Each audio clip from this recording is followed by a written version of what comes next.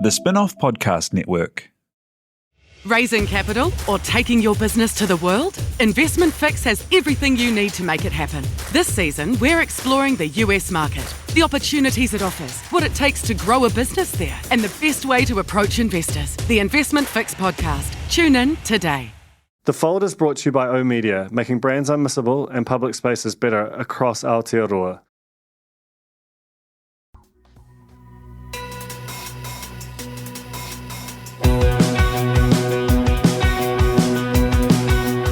No mai, hoki mai ki a The Fold, e mihi nei ko Duncan tōku ingoa. My guest this week on The Fold is Anna Fifield, who is the editor of the Dominion Post, which is the daily newspaper of Pōneke, Wellington, and the capital of New Zealand. And we record this in sort of early March, less than a week after the end of the occupation of Parliament's ground, and they were the local newsroom to that. Staff's offices are not very far away at all, and they were covering it pretty much all day and all night. And so we talk a bit about that, about the challenges of that, about where that occupation came from. No surprises. It's it's in large part driven by Facebook and the extent to which Anna's experience, because she is probably the most decorated New Zealand journalist of the past 20 years or so. She's worked at the Financial Times for a long time, Washington Post for a long time,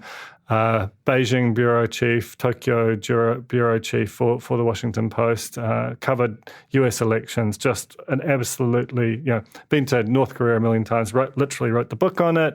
This is, an absolute line of international journalism. It's extraordinary that she's in New Zealand, let alone doing a job as hard and important as editing the Dom Post.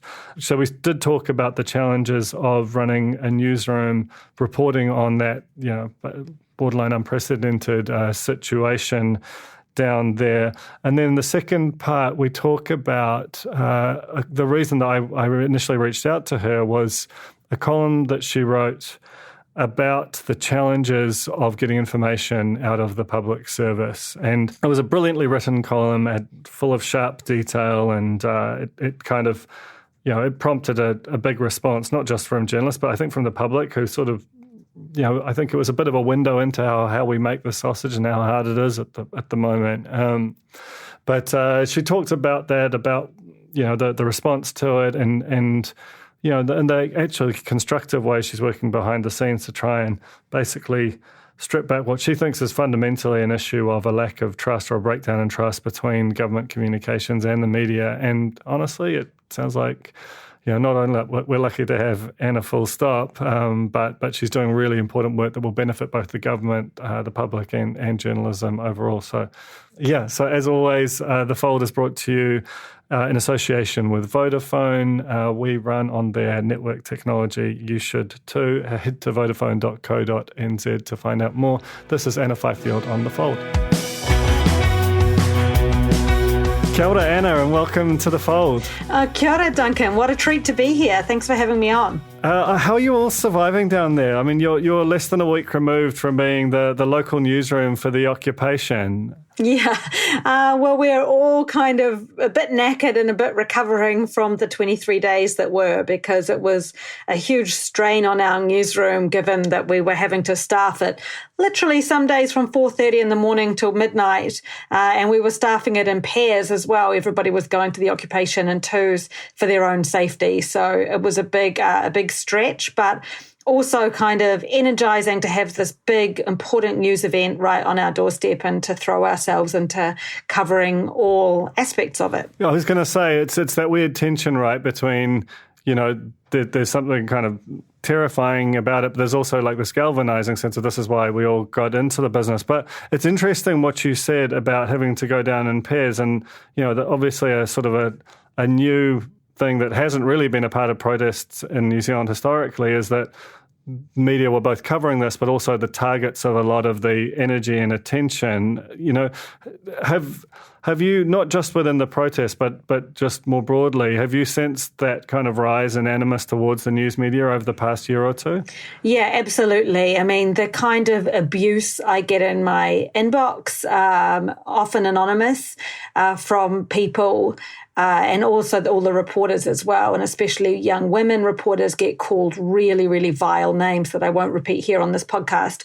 But I think, yeah, there has definitely been this increase in animus being directed at us, but we've seen that burst out into the open with the various protests that have been taking place around the country and in Wellington over the past few months that really erupted with this occupation and the, threats to harm or execute journalists, this kind of being likened to Nazi war criminals and things really took it to another level. And our reporters did get roughed up, have their equipment destroyed, be subject to really hateful in-person threats there. So the threat was very real for us. I mean, what is the impact on your people when that happens? Because this is like, I think there are times, particularly, the protest was at pains to, or elements of the protest were at pains to present themselves as sort of peace and love, and it's like a sort of music festival that's gone on a bit long kind of thing. But what you're describing, the roughing up, destroying equipment, and often journalists are, they're relatively young. They haven't yet been taken by the communications industrial complex, which we'll talk about shortly. It's a very traumatic thing to experience in the course of your working life. Yeah, it is. And they've kind of all dealt with it differently. And the whole protest was a very fluid, moving beast that it was. That, it started off very, very aggro, and then it did go through a phase when they seemed like they'd sent out a memo saying, let's be nice to everybody. And then obviously the aggro came back.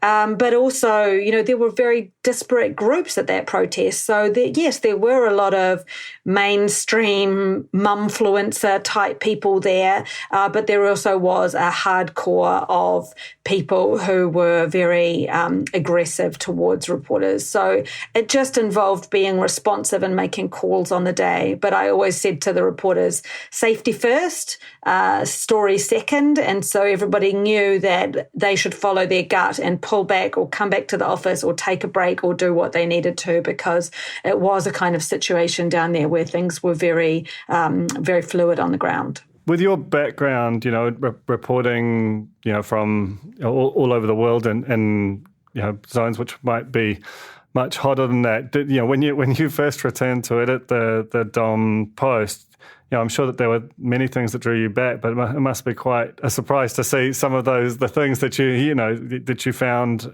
in kind of hotter zones overseas occurring on your doorstep. Yeah, we had a really weird kind of double screen experience last week where the TVs in our newsroom had footage from Ukraine on them, and then our computers had the live feed from Parliament. And I'm not equating them in any way. Obviously, what's happening in Ukraine is very different from what's happening here. But the idea that we had to kind of look twice to see the fires, like which one was Wellington, which one was Mariupol or whatever. It was a very, very weird experience. And I think my background in the US teaches me that we can't be complacent here, that thank goodness we don't have a kind of January 6th Capitol insurrection like they had. Thank goodness we haven't had 5 people gunned down in their newsroom like happened in Baltimore during the Trump administration and the whole enemy of the people kind of thing. But we can't be complacent, and that's what we've seen over the past few weeks, that there is this level of violence, of animus towards the media, and we have to be really on alert to the fact that this could explode, and our people could be in danger for doing their jobs. One of the things which I think is interesting about the organisation you work for is that it took a stand a couple of years ago to effectively kind of stop posting its work to Facebook. It resumed that in a very limited capacity earlier this year, but it seems to have dropped off again. And I think it's one of the biggest newsrooms in the world to kind of take such a stand. And every day it feels like we get more evidence that having a conscientious objection to Facebook is is actually not that there is more and more kind of merit to it. Do you sort of back up that decision by the executives at stuff, and do you see, I guess, when you go through something like the occupation, the extent to which Facebook serves as both a vector for and a feeder forum for even more nefarious places, that there is a problem here that needs addressing? Yeah, absolutely. I did fully, that Facebook boycott decision happened before I joined the company, but that's part of the reason I joined Stuff. I thought that's really a step in the right direction and shows the values that Stuff is trying to live up to now. So I do think that it's a good decision to have made. I have gone through kind of phases of feeling like, are we making the disinformation, misinformation vacuum worse by not being there on Facebook and on the place where so many New Zealanders get their news? But having said that, I usually kind of swing back around and think I have no confidence that the Facebook algorithm would serve up our, for example, whole truth, fact-checking, myth-busting series to the people who need to read them. So on the whole, yes, I think it is still the right thing to do. But this whole experience of the occupation over the 23 days has really reinforced how siloed our media environment has become, and how there are so many people who will get their information not just from Facebook now, but also from media, use media in inverted quotes, outlets like Counterspin that are really the conspiracy theories, the worst of what we've seen happening in the United States have come here to New Zealand. So the big question, I think, is how we counteract those kind of nefarious sites.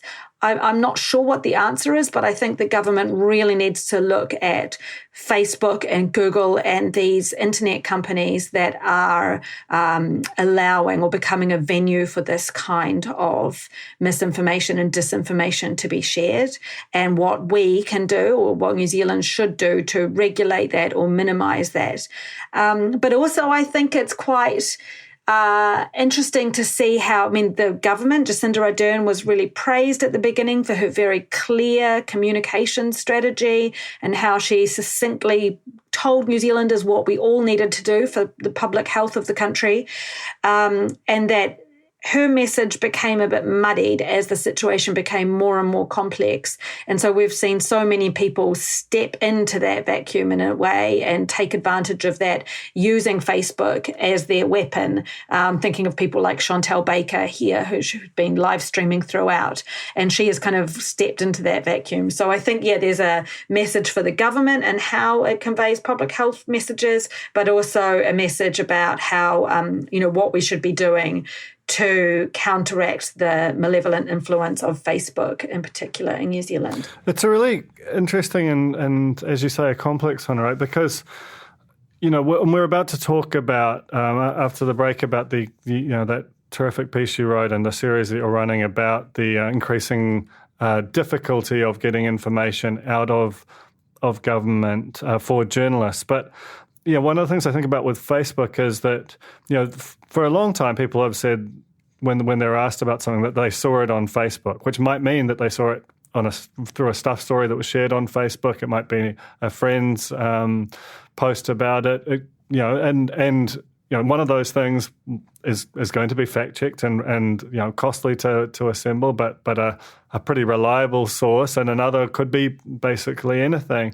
And I think for Facebook and trying to be all things to all people, and the government's complete embrace of that, from the Prime Minister's live streams through to the way that every government department will have somewhere between a few and dozens of people for whom Facebook is engaging with the public through Facebook is their sort of a huge part of their job, that we have implicitly, in so doing, endorsed that as a platform, while at the same time knowing that, that there is this huge growth of misinformation, malinformation, disinformation, the whole information disorder complex, and it's all happening in the same place under the same brand, and that, in some ways, through our taxes, through the growth of this communication work, that we're sort of effectively financing the creation of content for a place that has no real guardrails about it.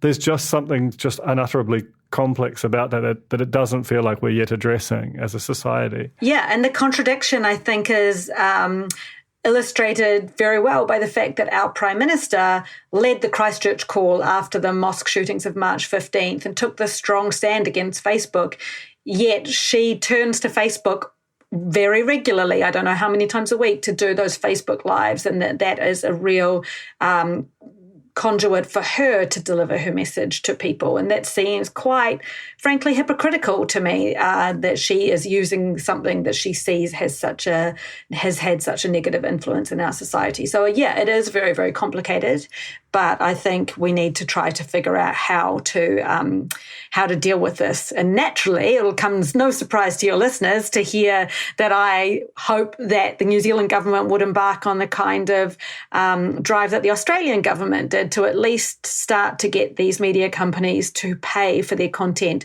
that they are taking from or benefiting from the spin-off and stuff and all these other New Zealand media companies, and that has made our challenge even more difficult. Yeah, I mean, if you think about the total quantum of resource that from any of our organisations that goes toward counteracting or whether it's a work that, affects or bad information that comes from Facebook or the kind of second order consequences like the occupation, it is increasingly a huge, it's not just a beat, but it sort of spreads everywhere.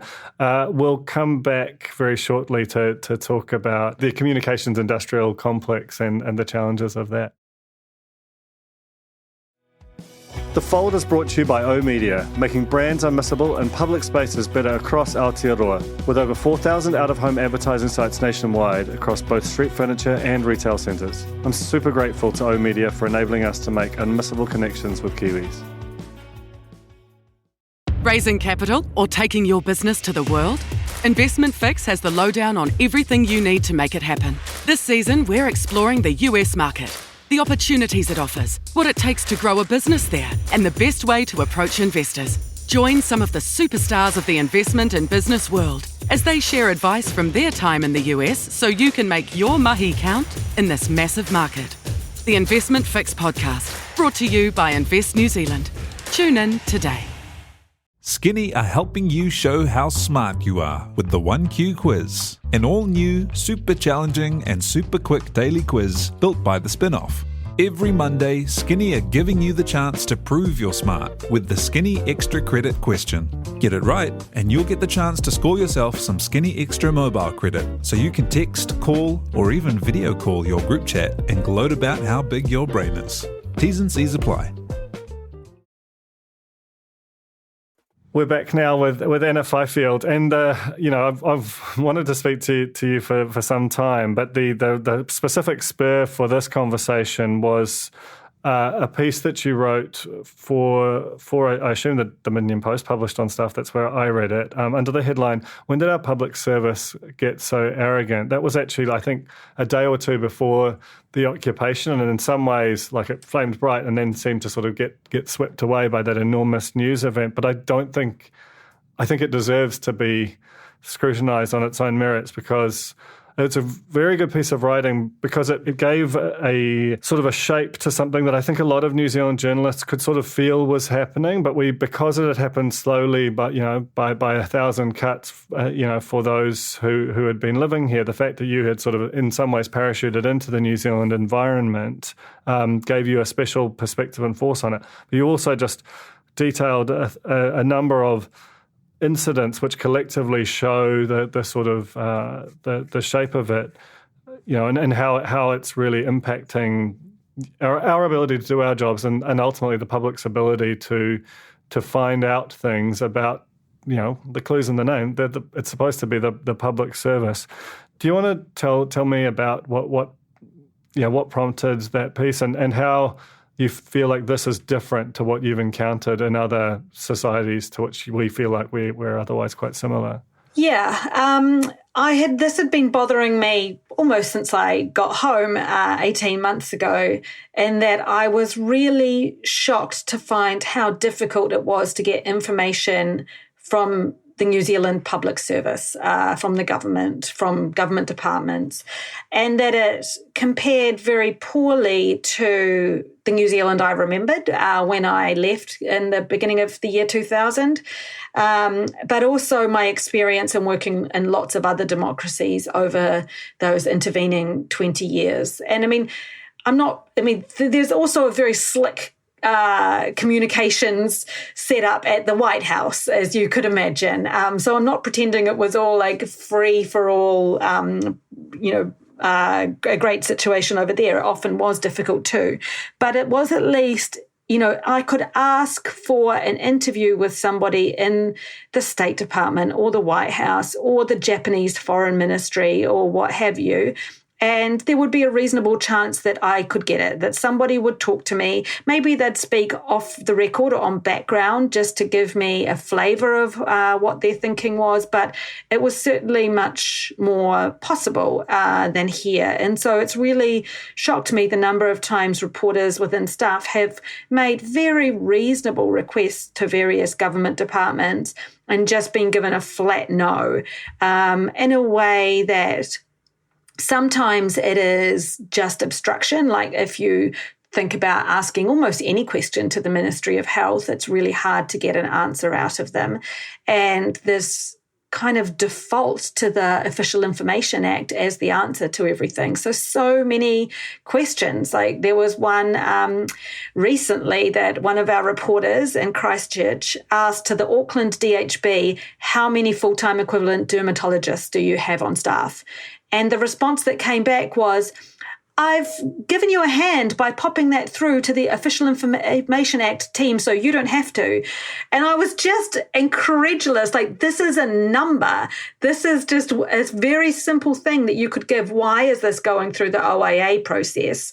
And so you see this happening again and again where communications people just send everything to the OIA process so that you get these OIA teams that are completely overwhelmed. It's ridiculous. Of course, they can't deal with these increasingly expansive requests, because that's the other thing. The media is putting in requests for everything, every text message, email, memo related to something, because there's no trust that that government department will actually give the records. So it's gotten out of hand, and there is this breakdown of trust, I think, in there. So partly I wanted to address that.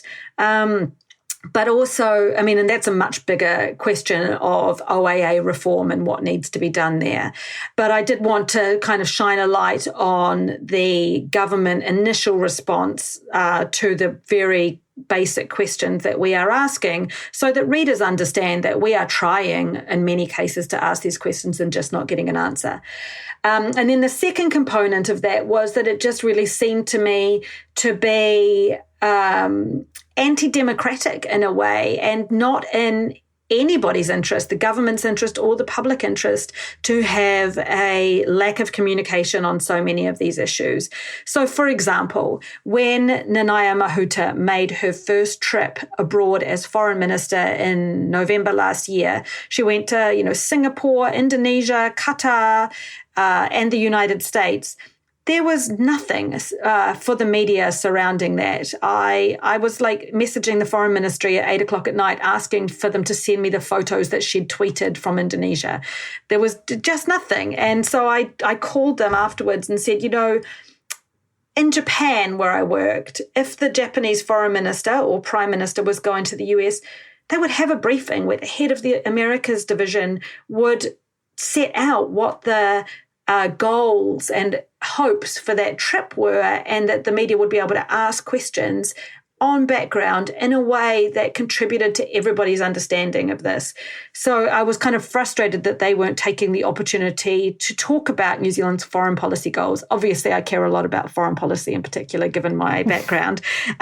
So poor old MFAT is on the receiving end of most of this from me. But it just seemed like such an own goal. But I'm very happy to report that after I had some conversations behind the scenes, and then I did write that column to shine a light on this kind of stuff before Nanaia Mahuta's trip to Europe last month. The Foreign Ministry did have a background briefing for reporters, and it was very factual and very informative, and it led to lots of stories just laying out what she was going to do in a way that's good for all of us. So I hope that we can elicit some change. I mean, it's interesting, right? Because and that's really positive to hear. And I did want to ask whether what the response had been, because it was not a, you can imagine there are thousands of people who are at work in communications for the government, and this was not a particularly flattering portrait of them or their work. The phrase that you use in there, the communications industrial complex, and I think broadly what you're describing is a situation where the people who work in communications for the government have, they have massively exploded in number over the past couple of decades, just as the number of journalists has shrunk. In fact, that's where a lot of the shrinking cadre of journalists have gone. But instead of, that being a situation where that provides more and more communication for the public or for journalists, it almost feels like the reverse is true, that the intention is to find, the more people there are, the greater a thicket that has to be, run through to actually get information out. And I was wondering, that phrase, the communications industrial complex, what does it mean to you, and how might it be reformed in a way that did better serve the public? Yeah, I used that phrase to describe the fact that it has become so huge and so entrenched, and does seem to be set up to be as obstructive as possible to journalists. And so I used that phrase, communications industrial complex, to try to get at the fact that this industry has become so huge. And as you say, so many journalists have gone there. That's where the jobs and the money increasingly have been. But it's set up in a way that seems not to facilitate communication, but to actively block it. So to give you an example of something that we face all the time, like, say we want a piece of information about transmission gully from Wakakotahi. Actually, this happens all the time. We'll call the communications people, and it will always be send in an email. And then we'll send an email, and they'll send back some very bland anodyne response with no name attributed to it. And we'll call back and we'll say, who can I attribute this to? Or can I actually talk to that person on the phone? And it's always, no, we've said what we need to say. Increasingly, so this whole system of doing everything by email, of not having a chance to have back and forth, has become really entrenched, and there's been really, as far as I can tell, very little pushback to it. And so that's partly what I wanted to do, because it's not just about being able to ask the gotcha questions or whatever. Doesn't have to be confrontational. A lot of the time, these things, whether it's on transmission gully or Three Waters reform or something, they're really complex. And journalists are generalists. We don't necessarily know all the ins and outs of building an expressway. So just the ability to be able to have a conversation, a back and forth, and to ask follow-up with questions with somebody is really useful. But this whole system has set up where the answer is always no, you can't talk to anybody. So that's what I wanted to highlight in this piece, because I think that it is doing the nation a disservice, because, we don't have the ability. The media, we are in the middle. We are supposed to be able to ask questions and to hold them to account, but also to be responsive to the questions of the public. And one thing you debuted at the bottom of that, and I think that you've kept doing, is this column called Things We Didn't Learn This Week, which, I think almost shows the absurd gap between the kinds of questions, and often they're not particularly controversial questions. They're just things that the public or a journalist would want to know to help be able to properly articulate what's happening somewhere. And they're just complete bland obfuscations that you get in response. How have you found that the fact of just making that stuff which was hitherto that was our sort of inside baseball type stuff. But making it public and as a way of, shining a light on the how hard it is to do jobs that are already pretty difficult resource-wise. Have you found that's elicited any motion on this? You can say shaming, Duncan. It's all right. I think it should be shaming. That's what we talked about off air. But I'm like, come on, it should be like mortifying to someone who's on a very good salary to be like, oh, this is how I answered this question. I think it should be mortifying to people. Yeah, and I think it is. I mean, I think it's having its desired impact in many ways, and that, we want to show that we are asking questions and that we are not getting any answers, or just to show the complete inadequacy of the answers in so many cases. Because, it's really shocking that very basic questions get referred through the OAA process, or get some completely tangential non-answer, or get no answer at all. So the feedback has been really interesting, and that I've discovered that people really hate being included in that list. So we've had objections to it without them providing the real answers. We have had people suddenly come up with the answers after being in that column.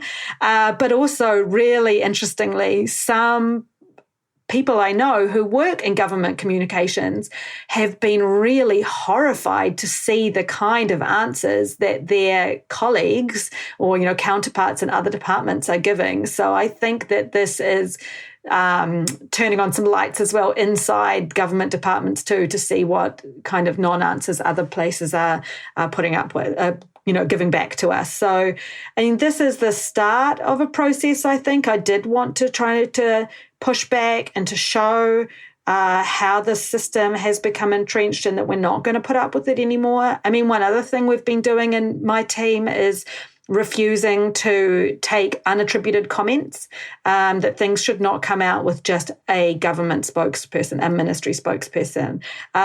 That's their job. Their job is to talk to the media. And so they should be accountable and should be putting their name to it. And if they don't want their name to it, they should be finding someone else in the organization who does, because this lack of accountability is really galling. So I hope it is making an impact. And I should say as well that I am also doing quite a lot of work behind the scenes to hopefully be constructive and to talk about ways that we can improve the system for everybody's benefit. Because I think it is really a lot down to this lack of trust that, media in New Zealand has not covered itself in glory all the times. There have been lots of pieces of really sensationalist, clickbait, gotcha journalism, and that I understand why some people feel burned by that. But I also understand why journalists have no faith in the communications industrial complex to serve them up answers or to give them anything but the very bare minimum on this. So I think a lot of this has to do with this lack of trust and how we overcome that and reset that. So I'm having lots of conversations behind the scenes that I hope will be beneficial, not just for staff, but for all of us. That is very gratifying. And it's interesting you say that, that there is, this isn't just purely the fault of government. There is a sense that, we have, as an industry, indulged in, sensationalism at various times. And I think my sense, as someone who's worked in it and observed it over the years, is that that's diminishing, that some of that was a product of particular editorial cultures or, even the sort of incentives around clickbait, which are sort of slightly changed now, and where reader revenue has grown in its importance. One thing that you mentioned in there, which I sort of was curious about, was the extent to which there was a deferral to the Prime Minister's office, and that in some ways, while it didn't have it wasn't referred to in the same name, historically there was John Key talked about no surprises, which I think actually went back into earlier. I think that's a Helen Clark era thing. I think it might be a Helen Clark thing that he kept running with. But to what extent are these cultures actually driven top down in your sort of thinking or understanding? Yeah, just to pick up on your first point, I think you're right. I think it is diminishing, the sensationalism. Not in all corners of the media, but I think well, obviously I'm biased, but I know in stuff we are trying really hard to move away from that. So it's frustrating. And I get a lot of emails acknowledging that, saying that people can see we're trying to do better. So it's frustrating that there's not the more goodwill there or more recognition of that, and the fact that we have turned a mirror on ourselves. And I'm just asking the government to do the same, like communications industry to do the same with that.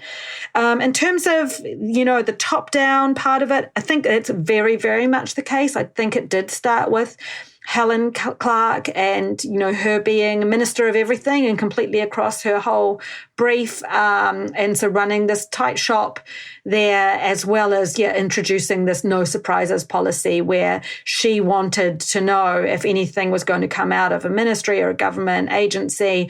She wanted her office to know about that and not be surprised when they pick up the paper in the morning. And that has continued. And so partly it is that. I think things get forwarded to the Prime Minister's office, but there's a big difference between advising them, something's going to come out, it's not very flattering to us, here's what we've done to mitigate it, blah, blah, blah, the things you would expect. And what I see as a culture, I wasn't here during the Helen Clark years or the John Key years, so I can't compare with that. But what I see is a culture where everything needs to go through the Prime Minister's office for permission. The Prime Minister is a master of communication. She's very effective. She knows how to hit the right tone with things. And it just seems to me that she's very, very much in control of the message across the board and wants to be in control. So, I wrote in that column about my experiences of being a Washington Post correspondent and asking for interviews in the government, and everything came back with, we just have to check with the Prime Minister's office. Pretty basic requests as well. So that really reinforced to me how much control of the message has been centralised in at least this government. As I said, I don't have experience of the other ones, but it's striking to me how that's happened and how that inevitably slows down the whole process if it has to go through all that extra bureaucracy. And you're editor of the Dominion Post, it's the capital city's daily newspaper, and this is, in some ways, it's a company town, and the company is the government, which means that this naturally impacts your newsroom probably more so than any other in the country. In terms of the, zooming out a bit, what was it about the job of editing this, hugely important, historically important newspaper that attracted you, and has what you found matched up to what you anticipated going into it? Yeah. Well, this all goes back to 2020, which wasn't, it wasn't just the pandemic for me, but I was based in China working for the Washington Post during the Trump administration, during China's increasing turn towards authoritarianism. So that was becoming increasingly impossible. Everybody I knew was getting expelled or detained, and I didn't want to be detained as a, solo parent in China in a pandemic, far away from my family. So I decided that I was going to leave. And I'd always thought I'd go back to Washington, but it was just at that time when Sinead Boucher had bought Stuff, and I thought that was a really bold and exciting move. And I just suddenly thought, I want to be, having been far away from my audience for so many years, I wanted to be close all of a sudden. I wanted that proximity to the people I was working for, writing for, and that accountability of being part of a community. And so that, plus Sinead buying Stuff, plus the Trump administration and not wanting to return to that toxic environment, like the universe just told me it's time to go home. So it was a pretty big call to leave Jeff Bezos for Sinead Boucher. But I did it, and I don't regret it at all. I really wanted to be part of this rejuvenation, and it has been really exciting. It's challenging working in a New Zealand media environment with the resourcing constraints that we have compared to what it was like at the Washington Post. But I think there's a real sense of mission within like within the company, within our team, to do better and to, that journalism is more important than ever. I think the pandemic has shown us that journalism can be a life and death matter. If you're suddenly reporting that you should be drinking bleach and don't worry about wearing a mask, that's a public health risk. That is an existential matter. So I think, I wanted to come home and be part of this rejuvenation, and so far, so good. I've got this team of very energetic people with that sense of mission, who don't want to be part of the communications industrial complex, but want to be part of this pillar of democracy. So it's great. I'm loving it. Well, it's great to have you here, just as an observer, and that impact you're having on government comms alone is pretty spectacular. So I'll let you get back to doing that very important job. But thanks so much for joining me on the Fold today, Anna. Oh, thank you so much, Duncan. It's been great. But also, I just want to give a shout out to the Spin-Off, which I am a avid reader of. I love what you're doing, and I love the voice and the audience that you have in New Zealand. And so I keep saying at all these talks and things, journalism costs money. It'd be great if you could give to stuff, but also please give to the Spin-Off and other places around there who, clickbait is cheap. Real journalism costs money. So a huge kia ora to you and your mahi at the Spin-Off. Oh, thank you so much. It's true. But I know, and I also like that there's a collegiality where we can kind of admire one another's work and not the whatever the old ways of just pretending we don't exist. It's cool. Thanks, Anna. Thanks, Duncan. Ka kite. That was Anna Fifield on The Fold. Really, really enjoyed that. My thanks to Te Ahe Butler for recording and editing this one, to Jane Yee for setting it up and running the Spin-Off Podcast Network, the Spin-Off members for, as Anna suggested there, like the fact of those reader contributions are just, you can't do journalism without them anymore, I don't think. Certainly not for Stuff or the Spin-Off. So we really, really appreciate that. If you enjoy this podcast, please rate us and review us on Apple Podcasts and Spotify. And that's all from me. See you next week.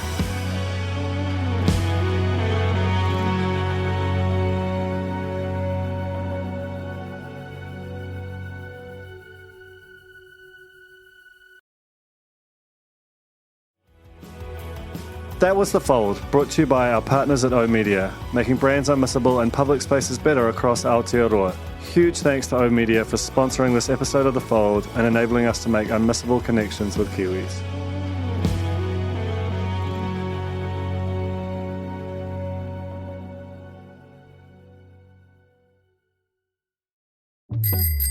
Ready to rediscover the joys of cycling? With over 300 kilometres of cycle paths across Tāmaki Makaurau, jumping on your bike and going for a ride is such a fun way to discover the city from a different perspective. Cycling is getting more and more popular across Auckland, so now's a great time to join the hype and give cycling a go. Head to at.govt/cycling to find your nearest cycleway today. The Spin-Off Podcast Network.